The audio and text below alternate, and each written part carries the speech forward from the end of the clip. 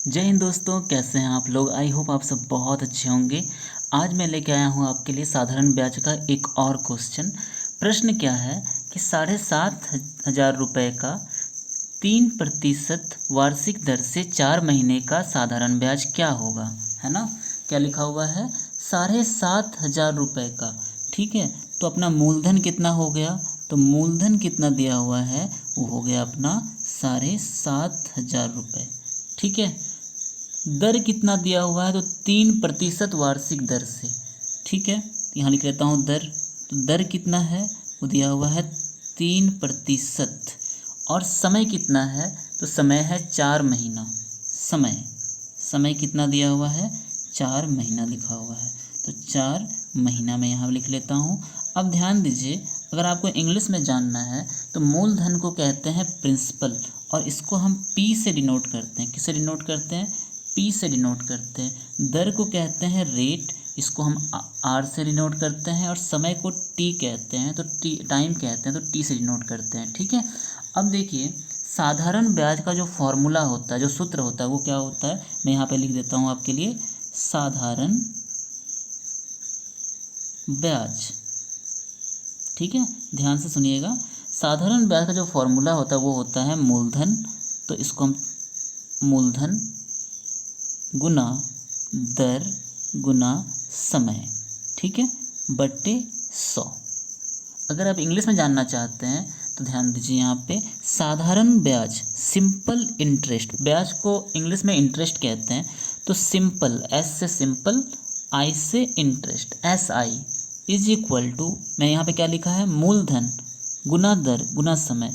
तो मूलधन को कहते हैं यहाँ पे पी, दर को कहते हैं आर रेट, और समय को कहते हैं टाइम यानी कि टी बाय 100।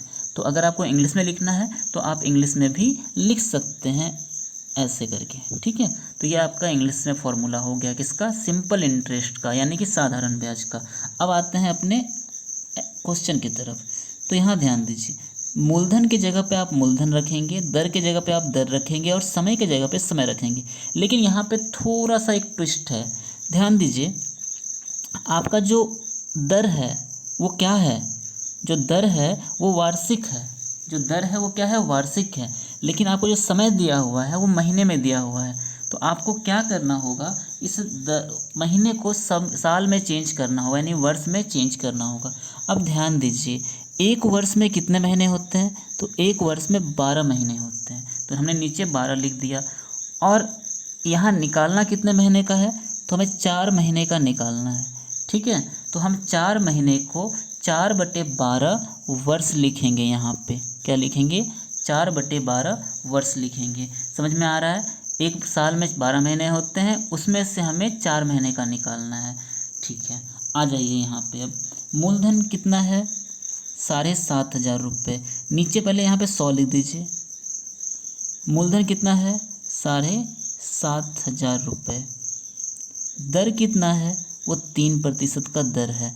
और एक चीज़ ध्यान दीजिए, जो समय है वो 4/12 वर्ष है। ठीक है, तो आपको क्या करना होगा, जो 4 ऊपर में है तो आप 4 को ऊपर लिखिए, और 12 नीचे है तो 12 नीचे लिखना पड़ेगा। ठीक है, और यहाँ पे आपको एक गुना का चिन्ह लगाना पड़ेगा। अब ध्यान दीजिए, 4 एकम 4, 4 तिया 12, कट गया। 4 एकम 4 और 4 तिया 12, 3 बार में कट गया 12। और देखिए यहाँ पे 3 है, यहाँ भी 3 है, तो ऊपर नीचे 3 से कट गया। आप आई होप आपको वो काटना आता हो। ठीक है, अब ध्यान दीजिए, नीचे 2 जीरो है, ऊपर भी 2 जीरो है, तो ये 2 जीरो भी कट जाएगा। ठीक है, अब क्या बच गया आपके पास, यहाँ बस 75 यानी 75 बच गया, यानी 75 रुपये। तो अगर आप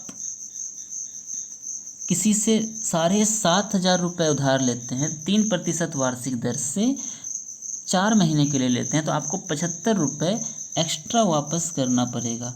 ठीक है, कितना वापस करना पड़ेगा, 75 रुपये वापस करना होगा एक्स्ट्रा। 7,500 रुपये तो आपको वापस करना ही पड़ेगा।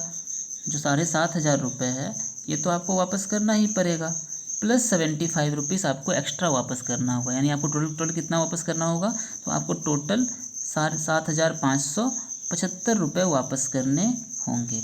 आई होप कि आपको समझ में आ रहा होगा। अगर समझ में आता है तो वीडियो को लाइक कीजिए, शेयर कीजिए, साथ ही हमारे चैनल को सब्सक्राइब कीजिए। अगर आपको समझ में नहीं आता है तो आप कमेंट कीजिए आपको कहाँ प्रॉब्लम आ रहा है। Thank you for watching this video.